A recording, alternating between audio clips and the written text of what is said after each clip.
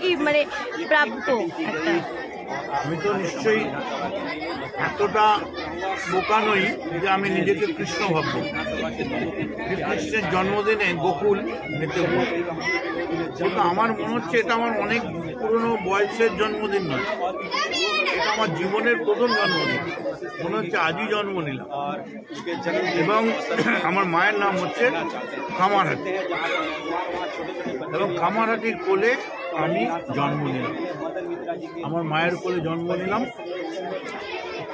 এবং আমার শেষ দিনটা যেন আমি কামারহাটি থেকেই বলতে পারি। আজকে আনোয়ার আমাদের কামারহাটি ইউথ ফোরাম থেকে দেখতেই পাচ্ছেন গলার মালা, এই মালা কিন্তু খুব সুন্দর, কিন্তু ওর ওজন খুব বেশি। যতক্ষণ আপনি মালা পরবেন না আপনার কোনো টেনশন নেই, কিন্তু माला पहनने को बाद बहुत भारी असर पड़ता है, एक टेंशन है, क्योंकि ये माला टेंशन लाते हैं, जनता को आंखों आपका ऊपर चलते हैं। আমি একটা, আমার তো এক জোড়া চোখ, কিন্তু কয়েক লক্ষ চোখ আমার উপরে রয়েছে।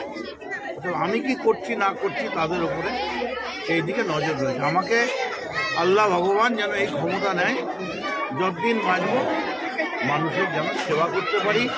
আর আনোয়ারের মতো এরকম গুড ওয়ার্কার, মানে যেখানে খেলাধুলো, বিয়েবাড়ি, রোশনাই, তোমার মুশায়রা, মৌলানা সম্মেলন, তারপরে বাচ্চাদের সংবর্ধনা, সেখানেই আনোয়ার, আমরা আছি আনোয়ার। 26-এ নির্বাচন, তার আগে এই জন্মদিন, প্রত্যেকবারই জন্মদিন পালন হয়, কিন্তু এইবারে জন্মদিনটা একটু স্পেশাল মনে হচ্ছে, এটা অন্য রকম মেজাজে দেখা যাচ্ছে বিধায়ককে। সেটা বোধহয় একটু ঠান্ডাটা বেশি পড়েছে বলে। এই যে এসআইআর নিয়ে চারিদিকে যে পরিস্থিতি, ইতিমধ্যে প্রচুর ভোটারের নাম এমনও পাওয়া গেছে যাদের একাধিক জায়গায় নাম রয়েছে, আবার এমন অনেক ভোটারের হদিশ মিলেছে যারা বাংলাদেশে। কামাহাটিতে এরকম কি কোনো নাম এখন অব্দি উঠে এসছে, বা আপনি বিধায়ক হিসেবে কি বলবেন কামাহাটি এসআইআর নিয়ে? এখনো তো কামাহাটি এসআইআর নিয়ে আমাদের কাজ কমপ্লিট। আমাদের ছেলেরা একদম চুন চুনকে নাকা করকে এমনভাবে কাজ করেছে প্রত্যেকটা মানুষের কাছে যাতে একটা লোকের ভোট না নষ্ট হয়।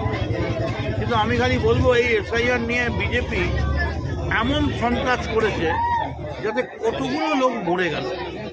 সন্ত্রাস করলো বিজেপি, মারলো বিজেপি, আর তাদের ক্ষতিপূরণ দিচ্ছেন 2 লাখ টাকা করে মমতা ব্যানার্জি। এই পাপ ভগবান আল্লাহ সহ্য করবে না।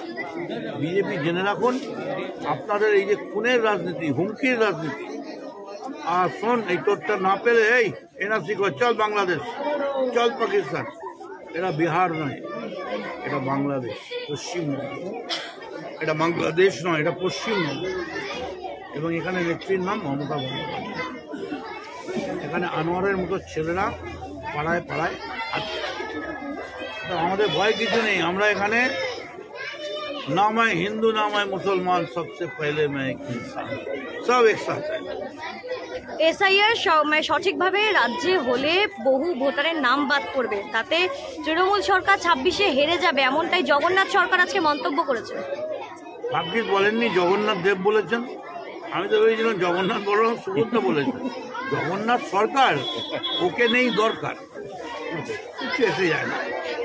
ছাগল ফাগল কি বলে না বলে, কেন বলে পাগলের মতো।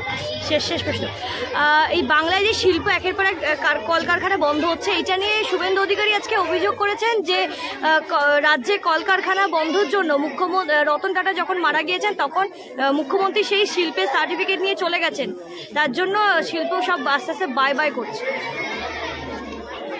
রতন টাটার ন্যানো যদি বেরোতো তাহলে একটা সাইকেলওয়ালা দুধ দিতে গিয়ে যদি ওকে মারতো তাহলে ন্যানো পাল্টে খেয়ে যেত।